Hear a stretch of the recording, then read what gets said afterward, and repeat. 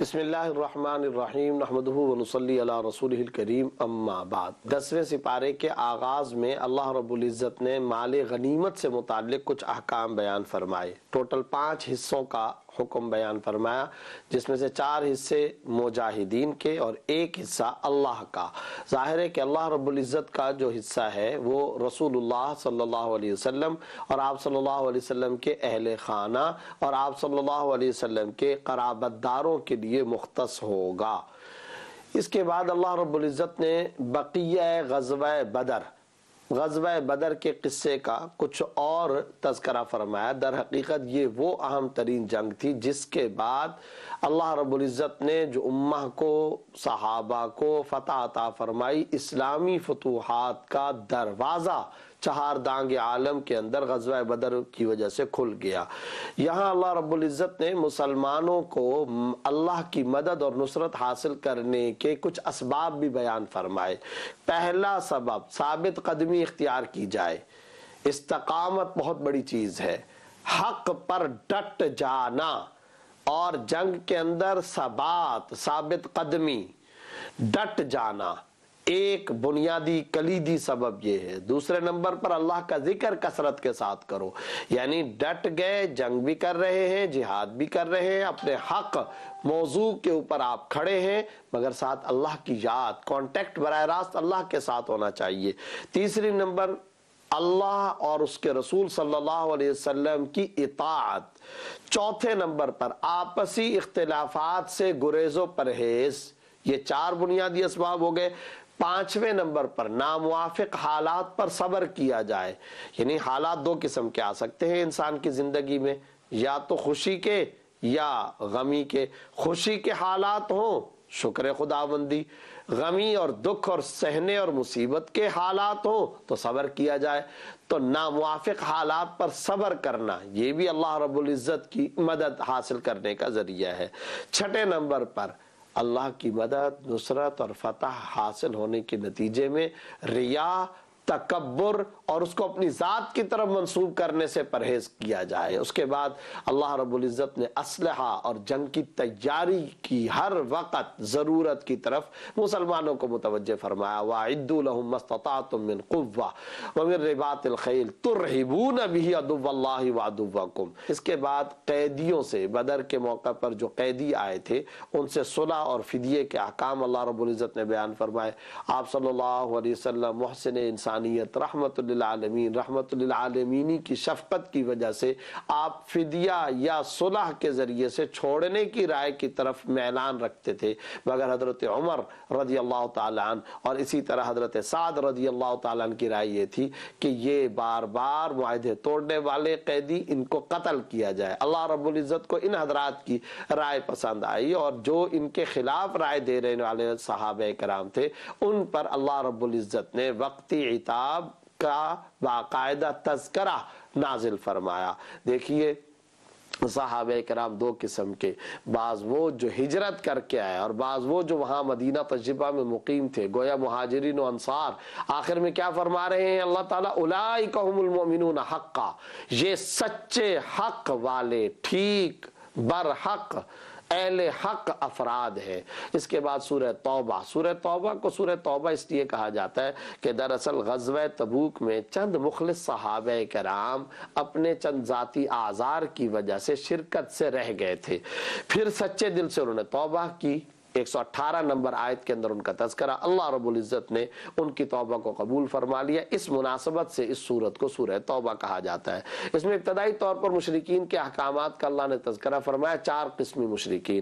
پہلے وہ مشرکین جن کے ساتھ کوئی معاہدہ نہیں تھا، انہیں 4 ماہ کی مہلت دی گئی، یا اسلام قبول کریں یا یہ کہ جزیہ دے کر عرب سے باہر چلے جائیں، ان کا انتظام کیا جائے گا۔ نمبر 2، معاہدہ صلح جن کے ساتھ ہوا لیکن بغیر تعین مدت کے، ان کا ذکر وہی آیت نمبر 1 اور 2 کے اندر ہے۔ نمبر 3، الا الذین عاہدتم من المشرکین الآیہ کہہ کر کے وہ جن سے صلح کا معاہدہ ہوا مگر خاص مدت تک کے لیے، وہ اپنے معاہدے پر قائم رہے، ان کی بقیہ جو مدت معاہدہ تھی 9 ماہ کی، ان کا تذکرہ کیا گیا۔ نمبر 4، وہ مشرکین کہ حدیبیہ میں جن کے ساتھ صلح کا معاہدہ ہوا تھا مگر انہوں نے معاہدے کو توڑا، آپ صلی اللہ علیہ وسلم نے پھر ان پر حملہ فرمایا اور پھر اس کے نتیجے میں فتح مکہ بغیر کسی خون خرابے کے اللہ رب العزت نے عطا فرمائی۔ یہ تذکرہ ان آیات کے اندر ابتدائی طور پر اللہ رب العزت نے فرمایا۔ اس کے بعد اللہ نے ایک اصول بیان فرمایا، ایمان کے بغیر کوئی عمل قبول نہیں۔ پتہ چلا کہ اصل بنیادی چیز کیا ہے؟ ایمان۔ ایمان کے بغیر نیکیوں کا کوئی فائدہ نہیں۔ اس کے بعد اللہ نے غزوہ حنین کا تذکرہ فرمایا، لقد نصرکم اللہ فی مواطن کثیرہ۔ فتح مکہ کے بعد دراصل قبیلہ حوازن کا ایک سردار تھا جس کا نام تھا مالک بن عوف، اس نے مسلمانوں پر حملے کی تیاری کر لی۔ اب یہ فتح مکہ ہو چکا، نبی صلی اللہ علیہ وسلم کو اطلاع ملی تو آپ صلی اللہ علیہ وسلم 14,000 صحابہ کو لے کر حنین کے مقام پر تشریف لے گئے۔ تعداد کی کثرت تھی۔ اب بعض حضرات، بعض چند گنے چنے افراد کے ذہن میں غیر فطری طور پر یعنی ایک انسانی دیکھ بھال آنکھوں سے دیکھنے کی وجہ سے ایک خیال سا پیدا ہوا کہ چونکہ ہمارے پاس کثرت کے ساتھ مسلمانوں کی، مجاہدین کی اس وقت بڑی تعداد موجود ہے، لہذا ہم مغلوب نہیں ہوں گے۔ لیکن یہ بات اللہ کو پسند نہیں آئی، اور ہوا یہ کہ مسلمان ایک تنگ وادی سے گزر رہے تھے۔ اس وادی کے دائیں بائیں اوپری سطح پر قبیلہ حوازن کے تیر انداز بیٹھے تھے۔ ان تیر اندازوں نے یک بارگی بیک وقت حملہ کیا تو مسلمانوں میں سراسیمگی پھیل گئی، لیکن جانثار کئی صحابہ کرام آپ صلی اللہ علیہ وسلم کے ساتھ ثابت قدم رہے۔ اب ظاہر ہے کہ ایک دم جب حملہ ہوا تو کوئی کس طرف کوئی کس طرف، بعد میں حضرت عباس رضی اللہ تعالیٰ عنہ نے باقاعدہ مقام کے تعین کے ساتھ آواز لگائی کہ آپ صلی اللہ علیہ وسلم یہاں پر موجود ہیں، چنانچہ وہ صحابہ کرام سارے تشریف لے آئے اور اللہ رب العزت نے مسلمانوں کو یہاں پر نتیجتاً فتح مبین عطا فرما دی۔ اس کے بعد قاتل الذین لا یؤمنون باللہ ولا بالیوم الآخر، پہلے مشرکین مکہ کو، مشرکین کو جزیرہ عرب سے نکلنے کا حکم دیا۔ اس آیت میں اہل کتاب سے جہاد کا اللہ رب العزت نے حکم دیا کہ جزیہ دے کر یہ اہل کتاب نبی کے زمانے میں نبی کی موجودگی میں رہ سکتے تھے، ان کو یہ اجازت تھی کہ یہ جزیہ دے کر جزیرہ عرب کے اندر ان کے لیے رہنے کی اجازت تھی۔ بعد میں خود نبی صلی اللہ علیہ وسلم کی وصیت کے مطابق حضرت عمر رضی اللہ تعالیٰ نے ان کو جزیرہ عرب سے نکال دیا۔ اس کے بعد یہود و نصارہ کی تردید کرتے ہوئے اللہ رب العزت نے یہ ارشاد فرمایا کہ وقالت الیہود عزیر ابن اللہ وقالت النصارى مسیح ابن اللہ، یہودی کہتے ہیں عزیر اللہ کے بیٹے، نصرانی کہتے ہیں حضرت عیسیٰ علیہ السلام یہ اللہ کے بیٹے۔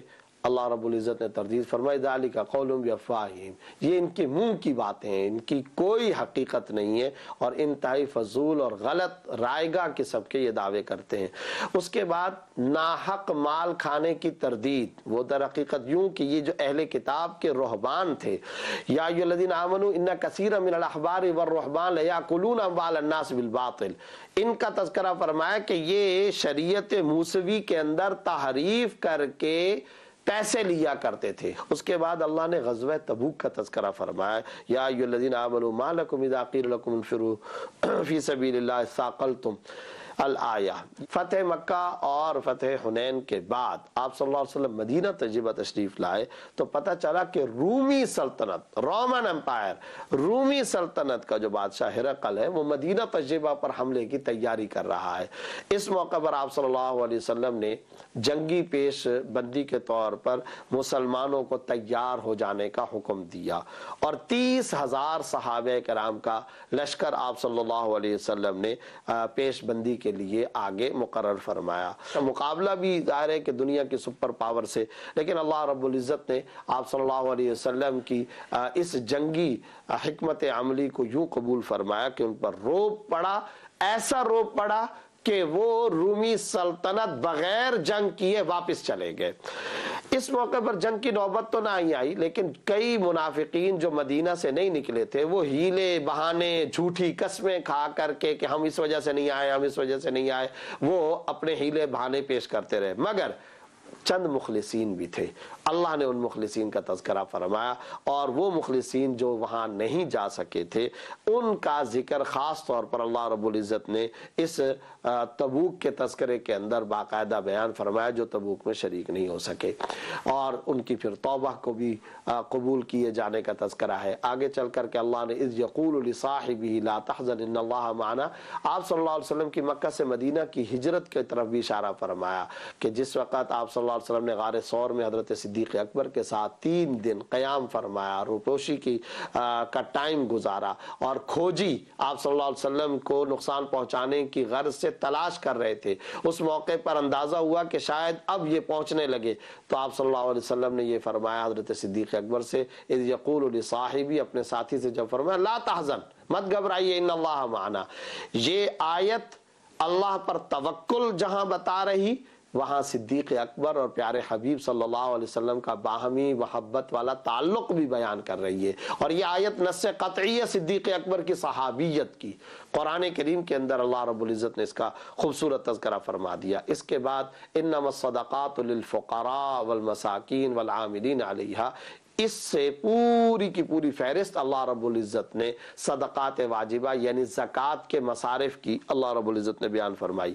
اس میں نمبر 1 فقیر ہے، فقیر وہ ہوتا ہے، اس کی تعریف یہ جس کے پاس کچھ نہ ہو۔ دوسرے نمبر پر مسکین، مسکین وہ جس کے پاس کچھ ہو مگر ضرورت کے بقدر نہ ہو۔ فقراء اور مساکین کو زکوٰۃ دی جائے۔ عاملین، عاملین وہ جو زکوٰۃ وصول کرنے کے لیے مکلف اور پابند اور ذمہ دار ہوتے تھے اور محکمہ زکوٰۃ کے اندر کام کرتے تھے، جا کر لوگوں سے زکوٰۃ وصول کرتے تھے۔ نمبر 3 مؤلفۃ القلوب، یعنی وہ نو مسلم جو ضرورت مند ہیں تاکہ ان کو اسلام پر برقرار رکھا جا سکے اور وہ دائیں بائیں نہ ہوں۔ آج کے دور میں یہ والا مصرف ختم ہو چکا ہے۔ اس کے بعد پھر رقاب، غلام کو آزاد کرنے میں مولا بعض اوقات کہتا تھا کہ اتنے پیسے دے دو پھر تم آزاد ہو جاؤ گے، اس پہ بھی زکوٰۃ خرچ کی جا سکتی ہے۔ غارمین یعنی مقروض جو مدیون ہوں گے ان کا قرض چکانے اور ان کو دینے میں زکوٰۃ ادا ہوتی ہے۔ فی سبیل اللہ یعنی مجاہد اور تعلیم و تعلم کے اندر جو لوگ مصروف ہوں وہ۔ ابن السبیل یعنی مسافر، یہ ہے صدقات واجبہ اور زکوٰۃ کے مصارف جن کو اللہ رب العزت نے اس میں بیان فرمایا۔ آخر کے اندر اللہ رب العزت نے منافقین کے بارے میں فرمایا کہ یہ اندر سے کفر رکھتے ہیں، ظاہر سے ایمان ظاہر کرتے ہیں۔ آپ صلی اللہ علیہ وسلم سے ارشاد فرمایا گیا استغفر لهم او لا تستغفر لهم ان تستغفر لهم 70 مرہ، آپ ان کے لیے چاہے مغفرت مانگے یا نہ مانگے، 70 مرتبہ بھی اگر آپ ان کے لیے معافی مانگیں گے، چونکہ ان کے اندر میں ایمان نہیں ہے لہذا اللہ رب العزت ان کی بخشش نہیں فرمائیں گے۔ اللہ منافقت سے ہم سب کو بچائے اور قرآنی تعلیمات پر عمل کی توفیق عطا فرمائے۔